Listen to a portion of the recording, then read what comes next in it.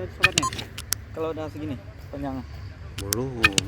Syedaralun, sejumlah owner dan stakeholder dari tingkat Provinsi Aceh maupun Kabupaten mengunjungi lokasi penanaman bawang merah di Kemukiman Bambi, Kecamatan Pekanbaru Pidi pada Sabtu 11 Juni 2022.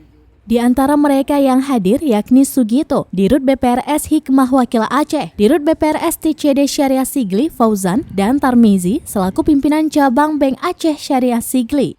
Dirut BPRS TCD Syariah Sigli Fauzan mengatakan program investasi penanaman bawang merah tersebut merupakan terobosan dalam menjadikan Kabupaten Pidi sebagai kawasan sentral penghasil bawang merah di Aceh, sekaligus menekan angka inflasi perekonomian. Program investasi bawang merah ini telah berjalan selama 2 tahun terakhir.